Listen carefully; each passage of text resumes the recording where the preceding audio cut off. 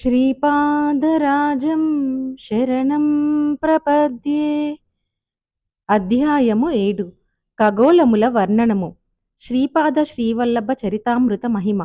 ఉదయంననే తిరుమలదాసు తన అనుష్ఠానంను ముగించుకొని ఇలా చెప్పసాగెను. నాయనా శంకరభట్టు, శ్రీపాద శ్రీవల్లభుల దివ్య చరిత్రము అమృతము, అద్భుతము, అపూర్వము. నీయందు శ్రీపాద శ్రీవల్లభుల వారికి అపారమైన అనుగ్రహం ఉన్నందువలనే వారి చరితమును గ్రంథస్థం చేయు భాగ్యము నీకు కలిగింది. మహాపండితులకు కూడా అలభ్యమైన ఈ మహాభాగ్యము నీకు లభ్యమగుట కేవలం శ్రీవారి సంకల్పమే. శ్రీపాదులు ఒకే సమయంలో అనేక స్థలములందు దర్శనముసంగుట. నరసావధానులు మరణావస్థ నుండి బయటపడిన తదుపరి అతనిలోని ఆకర్షణ శక్తి క్షీణించెను. అతడు గతంలో ధ్యానంలో కూర్చొని ఏ మనుష్యుణ్ణి అయినను ధ్యానించినచో ఆ మనుష్యుడు ఎంత దూరంలో ఉన్నను అచటి నుంచి బయలుదేరి నరసావధానుల వద్దకి వచ్చి తీరేవాడు. ఆ శక్తి ఇప్పుడు క్షీణించింది. గతంలో అతనిని చూసి భయపడిన వారు, ప్రశంసలతో ముంచెత్తిన వారు ఇప్పుడు అతనికి ఏమాత్రం భయపడుటలేదు. అవసరమని తోచిన ఎడల విమర్శలతో అతనిని బాధించుచుండిరి. అతని ఆర్థిక స్థితి కూడా క్షీణించసాగెను. 2 పూటలా భోజనం లభించు వనరులు కూడా క్షీణించసాగెను. తన దుస్థితికి విలపించుచు అతడు వీధిలోనికి వచ్చెను. శ్రీ బాపన్నావధానులు గారు తమ మనుమన్ని ఎత్తుకొని తమ గృహమునకు పోవుచుండిరి. రాజశర్మ గారింటి నుండి ఒక వీధి మలుపు తిరిగిన బాపనార్యుల ఇంటికి పోవు వీధి వచ్చును. శ్రీచరణులు తమ ఇంటి వద్ద కంటే తాతగారి ఇంటి వద్దనే ఎక్కువ కాలక్షేమం చేయుచుండేడివారు. శ్రీ నరసింహవర్మ గారింటికిని, శ్రీ వెంకటప్పయ్య శ్రేష్ఠి గారింటికిని యథేచ్ఛగా పోవుచుండేడివారు. నరసావధానులు శ్రీపాదుల వారితో మాట్లాడవలెనని తలచెను. ముద్దుల మూటగట్టు ఆ దివ్య శిశువును ఒక్కసారి ఎత్తుకొని ముద్దాడవలెనని అతనికి తోచెను. నరసావధానులు బాపనార్యులతో పాటు అటుపోవుచున్న శ్రీవల్లభుల వారిని చూశాడు. నరసావధానుల వంక శ్రీవల్లభులు చూసి చిరునవ్వు నవ్వారు. ఆ చిరునవ్వు సమ్మోహకంగా ఉండెను. తదుపరి నరసావధానులు వెచ్చములు తీసుకొనదలిచి శ్రేష్ఠి ఇంటికి పోయెను. అచట శ్రీపాద శ్రీవల్లభులు శ్రీ వెంకటప్పయ్య శ్రేష్ఠి గారి ఒడిలో ఉండెను. శ్రీపాదులు నరసావధానుల వంక దృష్టి సారించి విలాసంగా నవ్వారు. నరసావధానుల వెచ్చములు తీసుకుని ఇంటికి వచ్చి అచ్చటి నుండి నరసింహవర్మ గారింటికి వెళ్లారు. ఆ సమయమున శ్రీవర్మ గారింట్లో శ్రీవల్లభులు వర్మగారి భుజములపై నెక్కి కూర్చొని ఉండుట చూశారు. శ్రీవల్లభులు నరసావధానులను చూసి విలాసంగా నవ్విరి. ఈ విధంగా ఒకే సమయంలో శ్రీవల్లభులు మాతామహుల ఇంటను, వర్మగారింటును, శ్రేష్ఠి గారింటును ఉండుటను గమనించారు. ఇది కలయ, వైష్ణవ మాయయ అని నరసావధానులు మీమాంసలో పడెను. ఊరిలోని జనులు తనను పరిపరి విధములుగా ఆడిపోసుకొనుచున్నారు. పాదగయా క్షేత్రంలోని స్వయంభూదత్తుని విగ్రహము మాయమగుటకు తానే కారణమని నిందించుచున్నారు. గమ్యము లేని యాత్రికుని వలె నరసావధానులు వీధుల వెంట తిరుగాడెను. పిచ్చివాని వలె ఇంటికి చేరెను. నరసావధానులు భార్య పిచ్చివాని వలె ఉన్న తన భర్తను చూసి మిగులు దుఃఖించెను. తన బాధను వెళ్ళగక్కుకొనుటకు పూజామందిరమునకు వెళ్ళెను. ఆమె చూసిన దృశ్యం ఆశ్చర్యకరము. వారి పూజామందిరంలో శ్రీపాద శ్రీవల్లభులుండిరి. ఆ భార్యాభర్తల ఆనందమునకు అంతు లేకుండెను. తోటకూర వండి అన్నం పెట్టదమని శ్రీపాదుల వారిని వారు ఎంతో బ్రతిమాలారు. అందుకు శ్రీపాదుల వారు ఒప్పుకొనలేదు. కాలకర్మ కారణంలో ఒకేసారి కలిసి వచ్చినప్పుడు అలభ్యయోగం కలుగుచుండును. వివేకి అయినవాడు దానిని గుర్తించి లబ్ధి పొందును. అవివేకి దానిని గుర్తించక నష్టపోవును. ఎట్టకేలకు శ్రీపాదుల వారి ఇంట భోజనం చేయుటకు అంగీకరించిరి. అయితే అది ఈ జన్మమున మాత్రము కాదు, మరుజన్మలో వారు శ్రీ నృసింహ సరస్వతి నామమున పుణ్యభూమి మహారాష్ట్రలో జన్మించదననియు, అప్పుడు తప్పక వారింటికి వచ్చి తోటకూరతో వండిన భోజనమును స్వీకరించదననియు వాగ్దానము చేసెను. శ్రీ గణేశ చతుర్థిన అవతరించిన తనలోని గణేశ అంశతో గజానన నామమున ఒకానొక మహాత్ముడు కొన్ని శతాబ్దముల తదుపరి తన జన్మస్థానమునకు దగ్గరలోనే జన్మించునని వారు తెలిపారు. సూర్య చంద్రాదుల గతులను మార్చుటాయినను సాధ్యము కావచ్చేమో కాని ఎట్టి పరిస్థితులలోనూ శ్రీపాదుల వారి వాగ్దానములను మార్చుట ఎవరికీ సాధ్యం కాదు. వారి ఆదేశములను అనుసరించే పంచభూతములతో సహా సృష్టి అందలి సమస్త జీవులును వ్యవహరించవలసి ఉండును. వాగ్దాన పరిపాలనమునందు వారు దృఢవ్రతులు, సత్యవ్రతులు. జగములు కదిలినను యుగములు మారినను వారి లీలలు మాత్రం నిత్య సత్యములుగాను అత్యంత నవీనమునుగాను ఉండును. ఆ పూజా మందిరంలో ఉన్న శ్రీపాదుల వారు నరసావధానులకును అతని ధర్మపత్నికిని హితోపదేశములు చేశారు. ఈ హితోపదేశములు దత్తభక్తులందరికీ ఎంతో ప్రయోజనకరం. నరసావధానులకును శ్రీవల్లభుల వారికిని ఈ ప్రకారంగా సంభాషణ జరిగింది. నరసావధానులకు వారి పూజామందిరమందున్న శ్రీపాద శ్రీవల్లభులకు మధ్య సంభాషణ. నరసావధానులకు శ్రీపాదుల వారి ఉపదేశములు. ప్రశ్న: నీవెవరువి? దేవతవా, యక్షుడవా, మాంత్రికుడవా? ఉత్తరం: నేనే. పంచభూతాత్మకమైన ఈ సృష్టిలోని ప్రతి అణువణువునందును అంతర్లీనంగా ఉన్న ఆద్యశక్తిని నేనే. పశుపక్ష్యాదులు లగాయితు సమస్త ప్రాణకోటియందునను మాతృస్వరూపంగాను పితృస్వరూపంగాను ఉన్నది కూడా నేనే. సమస్త సృష్టికిను గురుస్వరూపం కూడా నేనే. ప్రశ్న: అయితే నీవు దత్తప్రభువు యొక్క అవతారమా? ఉత్తరం: నిస్సంశయంగా నేను దత్తుడనే. మీరు శరీరధారులు కనుక మీరు గుర్తించటానికి వీలుగా మాత్రమే నేను సశరీరుడనై వచ్చి తిని. వాస్తవమునకు నేను నిరాకారుడను, నిర్గుణుడను. ప్రశ్న: అయినా నీకు ఆకారం లేదు, గుణములు లేవు, అంతే కదా? ఉత్తరం: ఆకారం లేకుండా ఉండుట కూడా ఒక ఆకారమే, గుణములు లేకుండా ఉండుట కూడా ఒక గుణమే. సాకార నిరాకారములకు సగుణ నిర్గుణములకు ఆధారంగా ఉండే నేను వాటికి అతీతుడను కూడా. ప్రశ్న: అన్నీ నీవే అయినప్పుడు జీవులకు కష్ట సుఖములు ఎందుకు? ఉత్తరం: నీలో నీవు నేను కూడా ఉన్నాం. అయితే నీలో ఉన్న నీవు జీవుడవు, నీలో ఉన్న నేను మాత్రం పరమాత్మను. నీకు కర్తృత్వ భావన ఉన్నంత వరకు నీవు నేనుగా కాలేవు. అంతవరకు సుఖదుఖాలు, పాపపుణ్యములు, అనుద్వందముల నుండి నీవు బయటపడలేవు. నీలో ఉన్న నీవు క్షీణదశకు వచ్చి నీలో ఉన్న నేను ఉచ్చదశను అందుకున్నప్పుడు మాత్రమే నీవు నాకు దగ్గరయ్యెదవు. నాకు దగ్గరయ్యే కొలది నీ బాధ్యత తగ్గిపోవును. నా బాధ్యతలో నీవు ఉన్నప్పుడు శ్రేయస్సును పొందగలవు. ప్రశ్న: జీవాత్మ పరమాత్మ వేరువేరని కొందరు చెప్పుచున్నారు. జీవాత్మ పరమాత్మకు అత్యంత సన్నిహితమనవచ్చని మరికొందరు చెప్పుచున్నారు. జీవుడే దేవుడని మరికొందరు అనుచున్నారు. దీనిలో ఏది నిజం? ఉత్తరం: నీవు వేరుగాను నేను వేరుగాను ఉన్నంత మాత్రంన నష్టమేం లేదు. నీలోని అహంకారం నశించి మనమిద్దరము ద్వైత సిద్ధిలో ఉన్నప్పుడు శ్రేయస్సు లభించును. సమస్తమును నా అనుగ్రహం వల్లనే కలుగుచున్నదనియు నీవు కేవలం నిమిత్తమాత్రమైన తత్వంగా తెలుసుకొనిన ఎడల నీవు ఆనందస్థితిలో ఉండవచ్చును. మోహము క్షయము నొందుటయే మోక్షం కనుక నీవు ద్వైత స్థితిలోని మోక్ష సంసిద్ధిని పొందగలవు. నీవు నాకు అత్యంత సామీపస్థితిలో ఉన్నప్పుడు నేను నీ ద్వారా అభివ్యక్తమగుచుండును. నాలోని సర్వశక్తులును నీయందు అభివ్యక్తమగుచున్నప్పుడు నీలోని అహంకారం నశించినప్పుడు నీలోని మోహం క్షయమగును.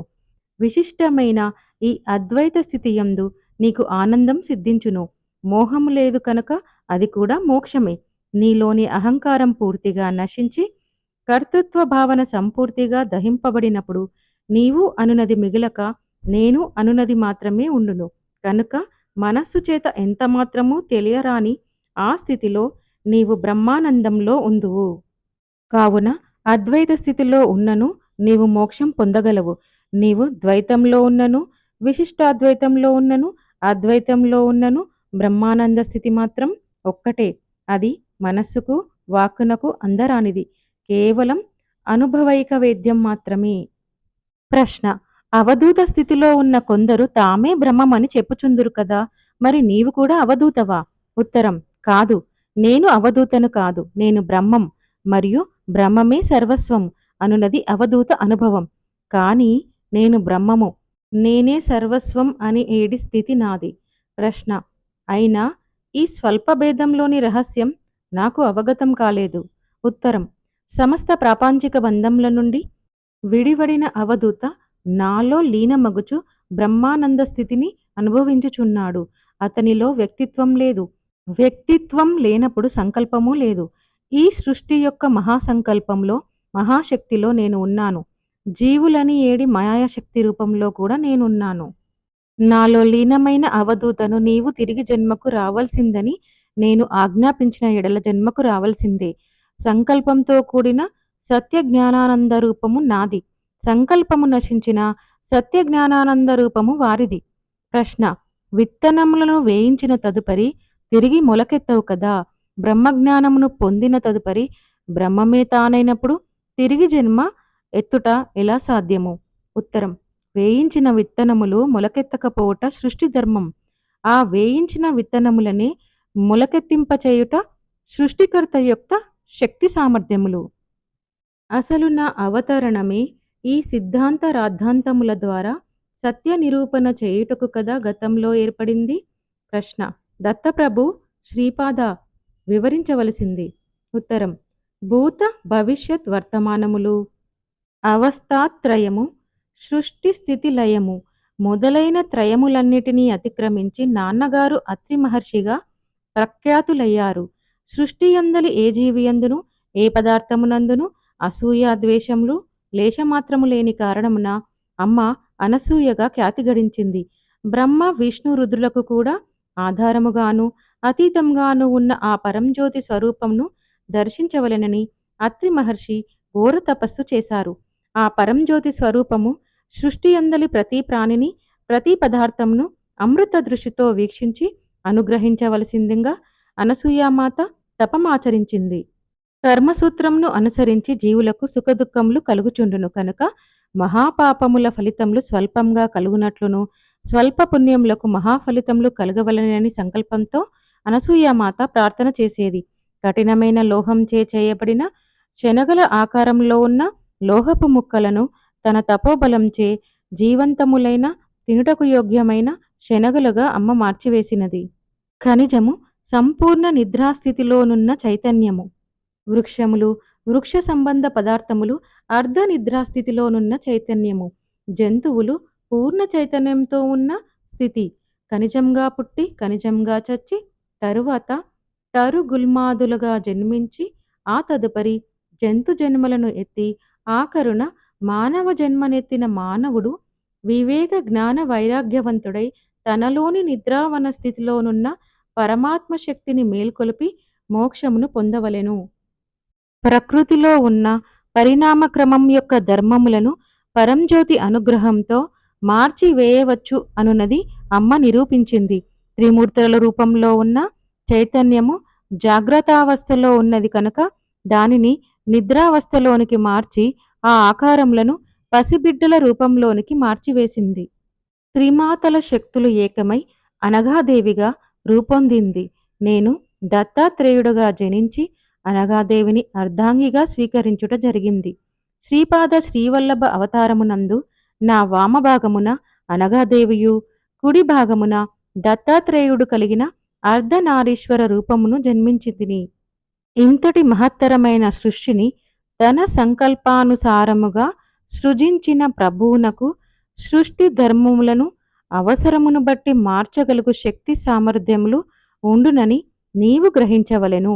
ప్రశ్న: శ్రీపాద, సృష్టి ధర్మములను మార్చగలిగిన నీవు నా దారిద్రమును పోగొట్టలేవా?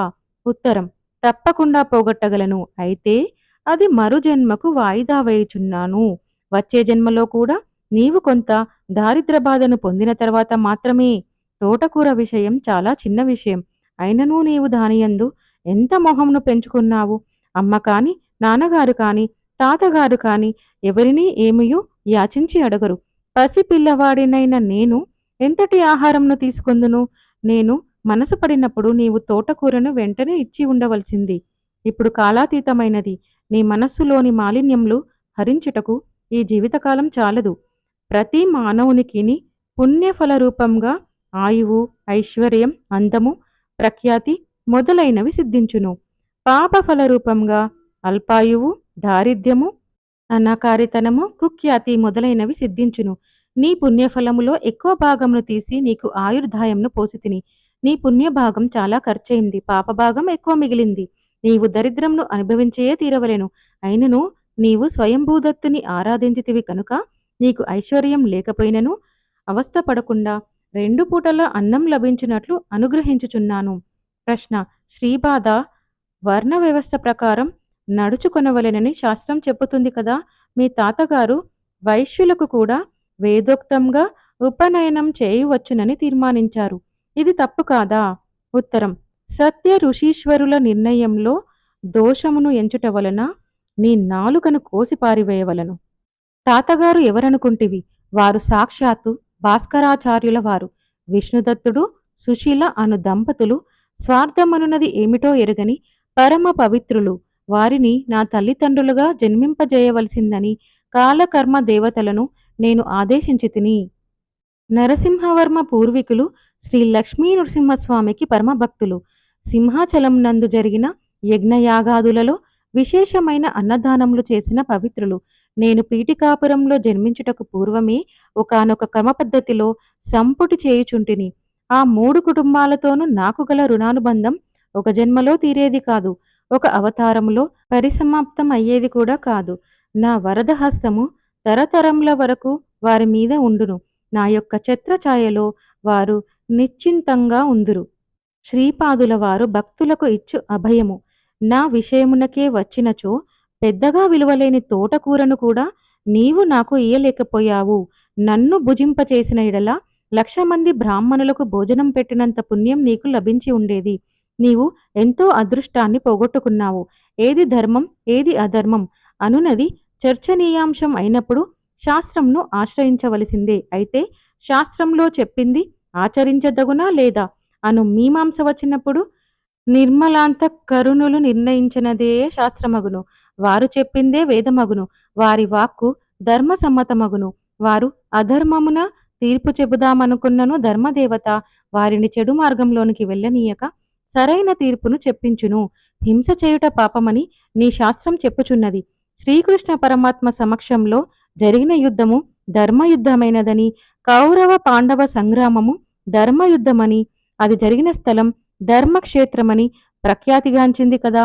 యజ్ఞము పుణ్యఫలప్రదమే కాని పరమాత్మ స్వరూపుడైన శివుణ్ణి ఆహ్వానించక దక్షుడు చేసిన యజ్ఞం ఆఖరికి యుద్ధంగా పరిగణించింది.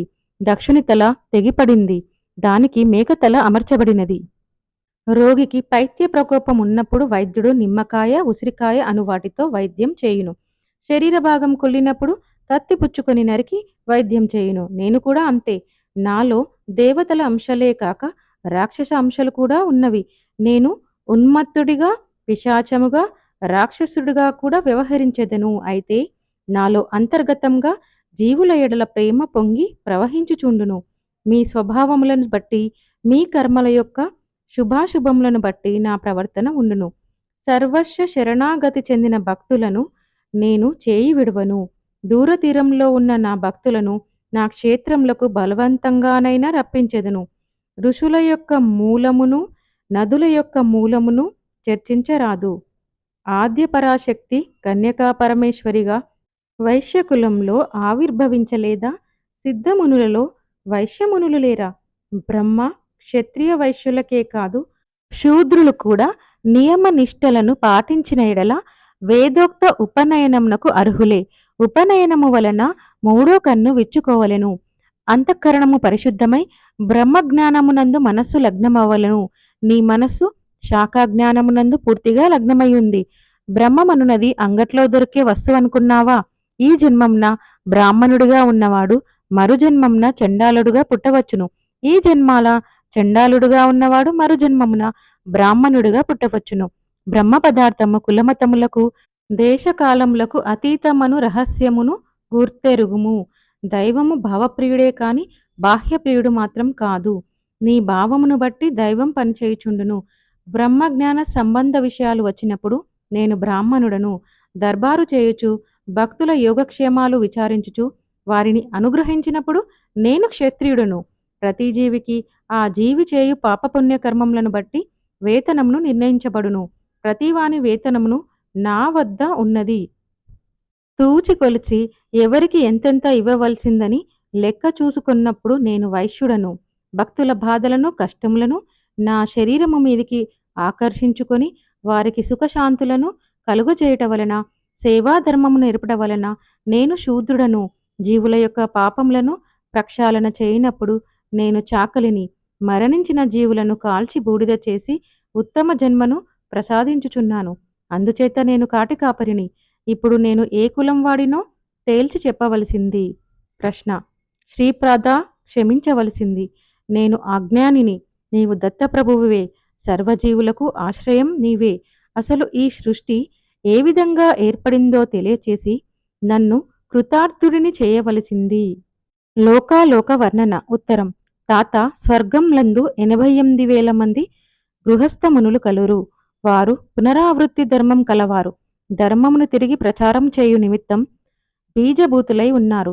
పరమాత్మ యొక్క అనిర్వచ్యమైన శక్తిలోని ఒకానొక స్వల్పాంశము జగత్తును సృష్టించుటకు బ్రహ్మగా ఏర్పడెను. పరమాత్మ నుండి క్రమంగా ఏర్పడిన జలము సర్వవ్యాప్తంగా ఉండెను. పరమాత్మ తేజము వలన ఆ జలం నందు స్వర్ణమయములైన అనేక కోట్ల అండములేర్పడెను. ఆ అండములలో మనము నివసించుచున్న బ్రహ్మాండం కూడా ఒకటి. అండం యొక్క లోపలి ప్రదేశం చీకటితో నిండి ఉండగా పరమేశ్వరుని యొక్క తేజస్సు మూర్తిత్వం నొంది అనిరుద్ధుడనే నామముచే విఖ్యాతమాయెను. ఆ అండమును తన తేజోమహిమచే ప్రకాశింపచేసినందున హిరణ్య గర్భుడని, సూర్యుడని, సవిత అని, పరంజ్యోతి అని అనేక శబ్దములచే వేదములలో వ్యవహరింపబడెను. త్రేతాయుగం నందు పీఠికాపురంలో సవితృకాటక చయనమును భరద్వాజ మహర్షి నిర్వహించెను. అనేక కోట్ల బ్రహ్మాండముల నిండి ఉన్న దత్తాత్రేయ తేజస్సును ఉద్దేశించి సవితృకాటక చయనం చేయబడింది. సత్యలోకముననువైన నిరామయ స్థానమను యుక్త స్థానం ఉన్నది.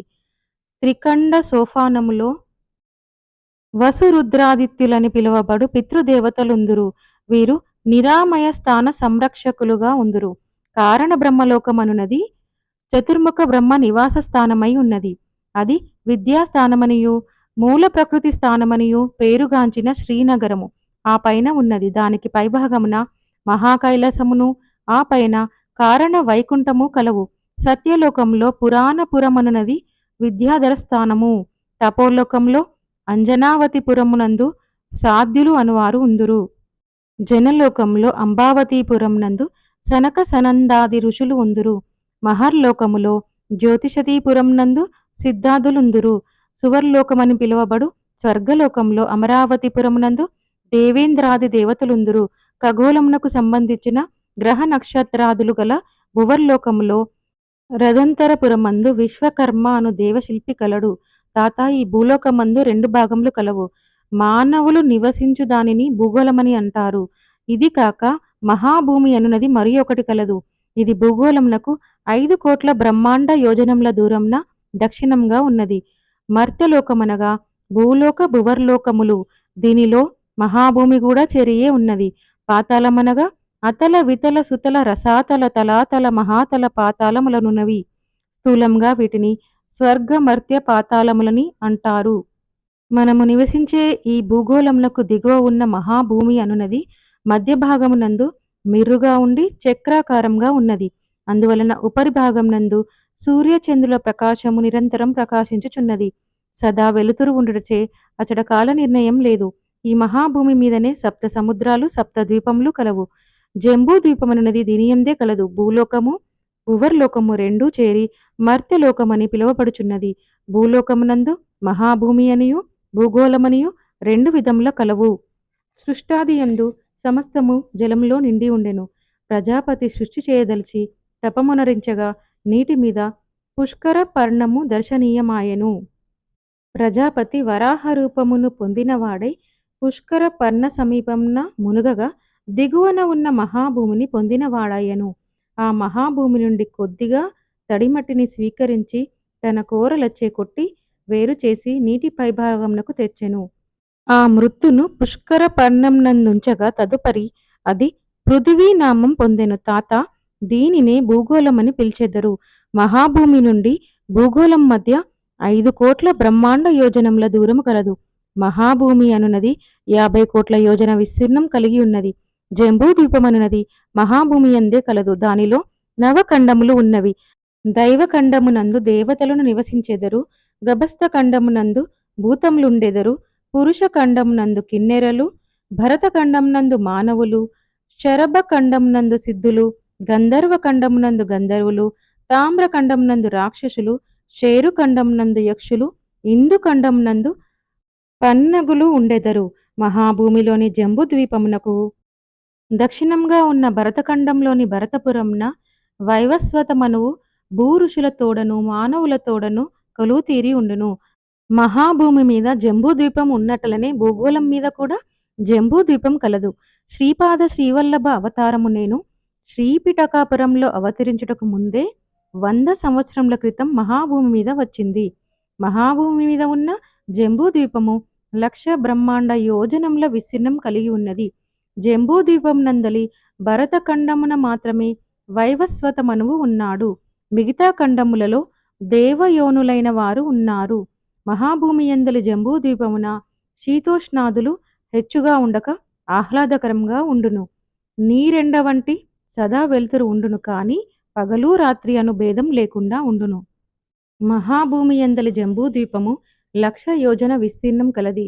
లవణ సముద్రం 1,00,000 యోజనములు, ప్లక్షద్వీపము 2,00,000 యోజనములు, ఇక్షుర సముద్రము 2,00,000 యోజనములు, కుశద్వీపము 4,00,000 యోజనములు, సురా సముద్రము 4,00,000 యోజనములు, క్రౌంచ ద్వీపము 8,00,000 యోజనములు, సర్పి సముద్రము 8,00,000 యోజనములు, శాఖ ద్వీపము 16,00,000 యోజనములు, దది సముద్రం 16,00,000 యోజనములు, షాల్మలి ద్వీపము 32,00,000 యోజనములు, క్షీర సముద్రము 32,00,000 యోజనములు, పుష్కర ద్వీపము 64,00,000 యోజనములు, శుద్ధ జల సముద్రం 64,00,000 యోజనములు, చలాచల పర్వతము 128,00,000 యోజనములు, చక్రవాల పర్వతము 256,00,000 యోజనములు, లోకాలోక పర్వతము 512,00,000 యోజనములు, తపోభూమి 1,250,00,000 యోజనములు విస్తీర్ణము కలిగి ఉండును.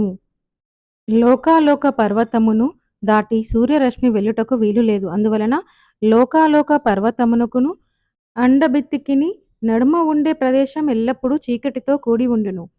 అండబిత్తి అనునది 1,000,000 యోజనముల మందము కలిగి ఉండును. వరాహావతారం కాని నరసింహ అవతారం కాని భూమి పట్టెంతటి అవతారాలు కావు. వరాహమనగా సూకరం కాదు, ఖడ్గమృగము ఒకే కోర కలిగినది.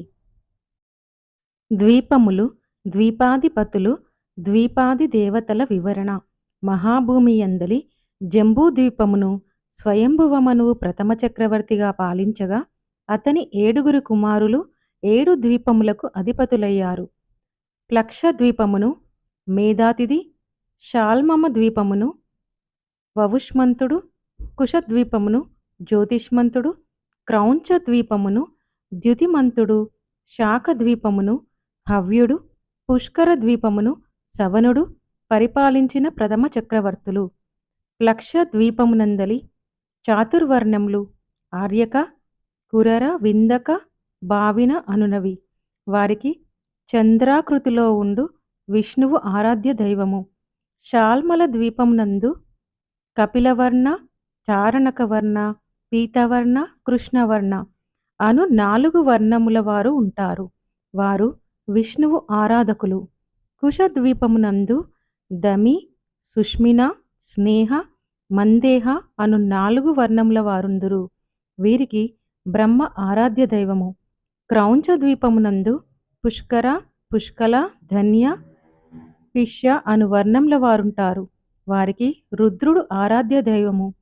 శాఖ ద్వీపమునందు మంగ, మాగధ, మానస, మంద అను వర్ణముల వారుంటారు. వారు సూర్యభగవానుణ్ణి ఆరాధిస్తారు. పుష్కర ద్వీపమునందు మాత్రం చాతుర్వర్ణములు లేవు. అందరూ దేవతల వలె రోగములు కాని శోకములు కాని లేకుండా ఆనందంగా ఉంటారు. వీరికి బ్రహ్మ ఆరాధ్య దైవము. మన భూగోళమునందలి జంబూద్వీపంలో భారత వర్షము, కింపురుష వర్షము, హరివర్షము, కేతుమాల వర్షము, ఇలావృత వర్షము, భద్రాశ్వ వర్షము, రమ్యక వర్షము, హిరణ్యక వర్షము, కురువర్షము అనునవి కలవు. తాత మహాభూమి యందు ఖండ విభాగములు కల జంబూద్వీపం ఉన్నట్లనే భూగోళమున వర్ష విభాగములతో కూడిన జంబూద్వీపం కలదు. మహాభూమి గుండ్రంగా ఉండి మధ్యలో తాబేటి పెంకు వలె మిర్రుగా నుండును. దీనినే భూమండలం అని పిలిచెదరు. భూగోళం మాత్రం నిమ్మపండు వలె ఉండును. మహాభూమి మేరు రేఖను చుట్టి బ్రహ్మాండం యొక్క అండభిత్తి వరకు వ్యాపించి ఉండును. భూగోళం మాత్రం జ్యోతిష్ చక్ర సమమధ్యమందు నిలిచి ఉన్నది. మహాభూమి యందు నడిమధ్యన గల మేరు రేఖను చుట్టుకొని జంబూద్వీపం ఉన్నది.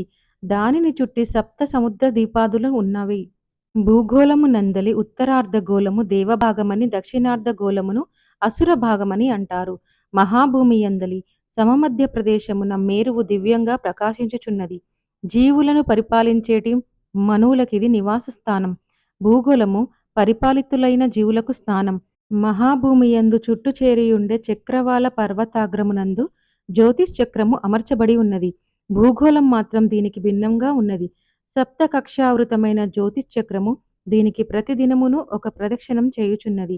మహాభూమి యందు శీత వాత తపములు అల్పములు. సదా పగలుగా ఉండి చీకటి అనునది లేక కాల వ్యత్యాసం లేక ఉండును. భూగోళం నందు దీనికి వ్యతిరేకంగా ఉన్నవి. మహాభూమి అనునది పుణ్యఫలానుభవమున మాత్రమే పొందదగినది. స్థూల శరీరంలో పొందరానిది.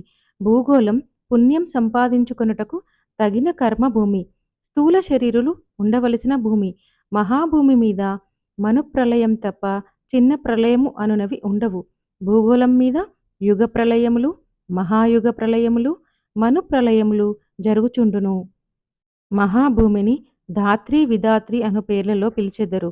భూగోళమును మహి, ఉర్వి, క్షితి, పృథ్వీ, భూమి అని పిలిచెదరు. తాత, పాతాళ లోకముల గురించి చెప్పుచున్నాను వినుము. అతలమునందు పిశాచగణములు, వితలమునందు గుహ్యకులు, సుతలమునందు రాక్షసులు, రసాతలమునందు భూతములు, తలాతలము యందు యక్షులు, మహాతలమునందు పితృదేవతలు, పాతాళమునందు పన్నగులు ఉందరు. లోకనివాసులు, లోకాధిపతులు. ఖండము వివరణ. వితలమునందుండు కుబేరుడు నవవిధులకు అధిపతి. అతడే బ్రహ్మాండమునకు కోశాధిపతి అయి ఉన్నాడు. ఉత్తర దిక్కునకు అధిపతి అయి ఉన్నాడు. వితలమునందలి అలకాపురమునందు ఇతడుండును. అదే వితలమునందు మేరువుకు పశ్చిమ దిశలో యోగినీపురమున మయుడు నివసించును. ఇతడు రాక్షసులకు శిల్పి. త్రిపురాసురులకు ఆకాశంలో చాలా ఎత్తున విహరించుగల త్రిపురములను నిర్మించి ఇచ్చినవాడు. సుతలములోని వైవస్వతపురమును యమధర్మరాజు పరిపాలించుచుండును. ఇతడు దక్షిణ దిక్కునకు అధిపతి.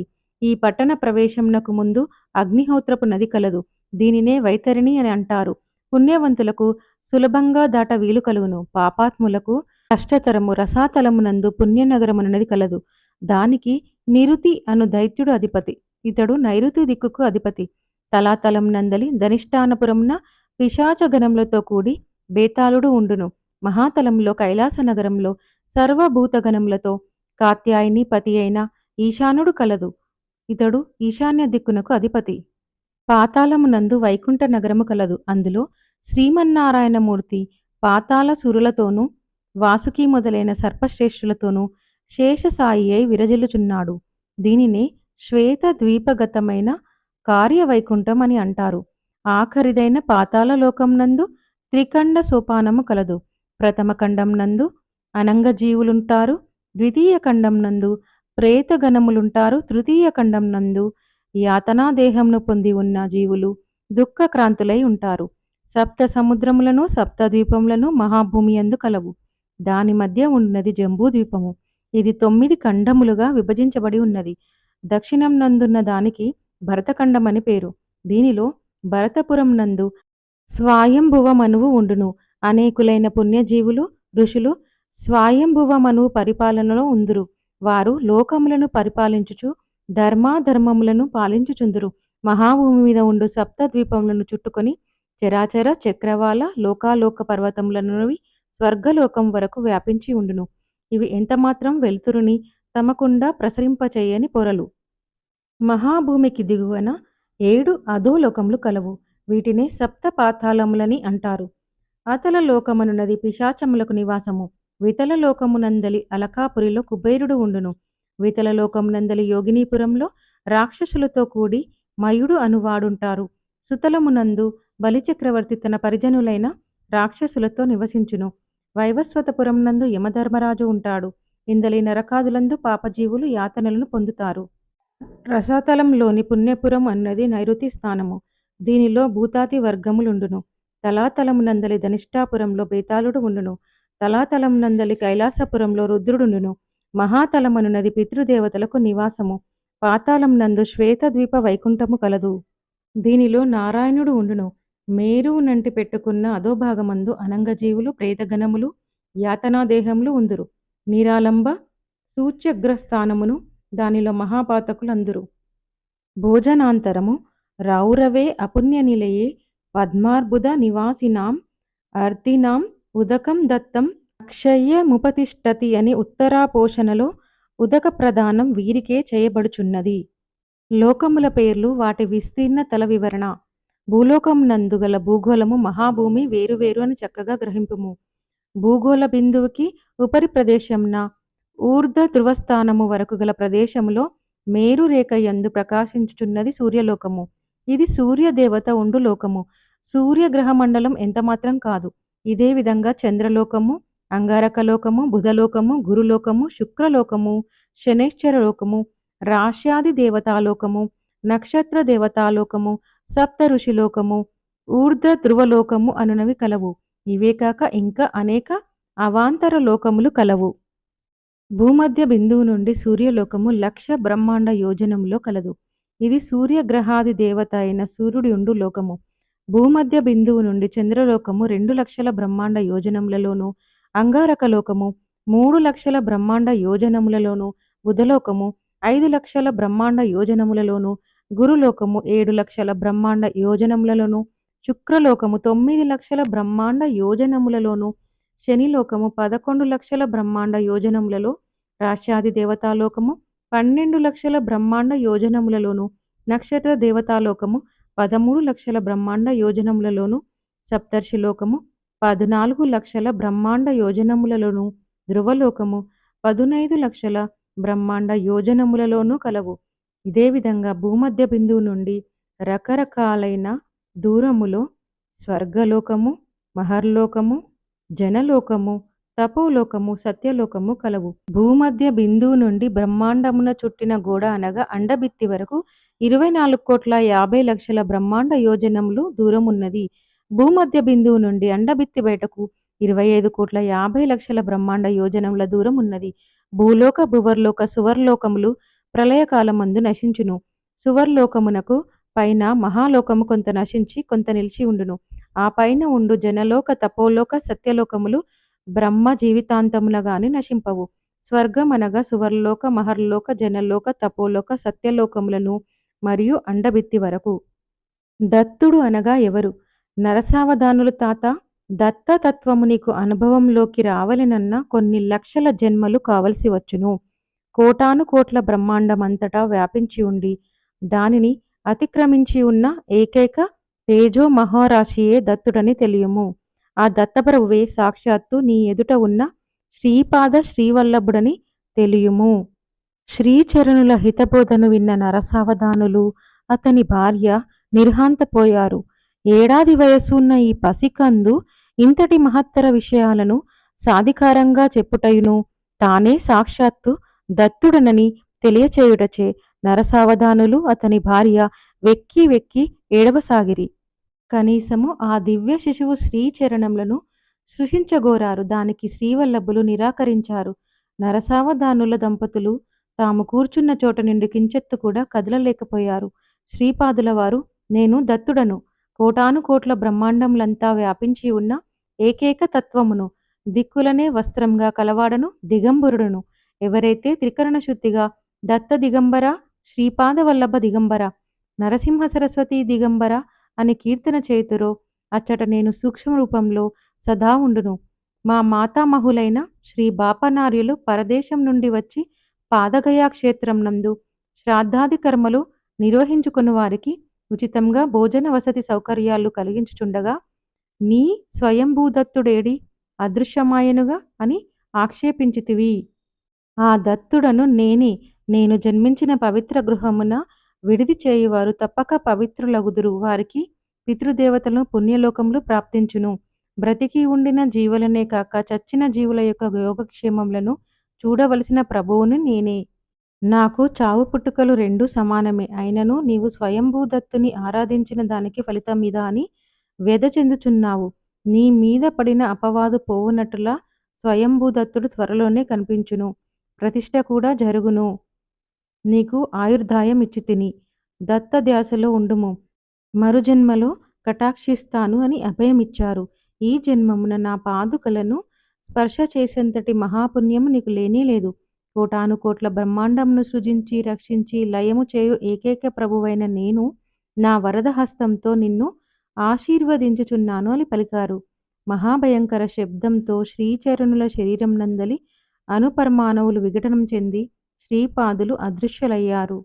నాయనా శంకరభట్టు, శ్రీపాదులు స్వయంగా తమ నామం చివర దిగంబర నామంను చేర్చి జపించుటలోని మర్మంను ఈ రకంగా తెలియజేశారు. వారు సర్వవ్యాపక తత్వము నిరాకారమైన ఆ తత్వము సాకారంగా ఎట్లు ఆవిర్భవించునో మన ఊహకందని విషయము. పసిబాలక రూపంన కపట వేషంను ధరించి వచ్చిన ఆ జగత్ప్రభువు పసితనం నుండి చేయు లీలలకు అంతమెక్కడా? శ్రీపాద శ్రీవల్లభులకు జయము జయము.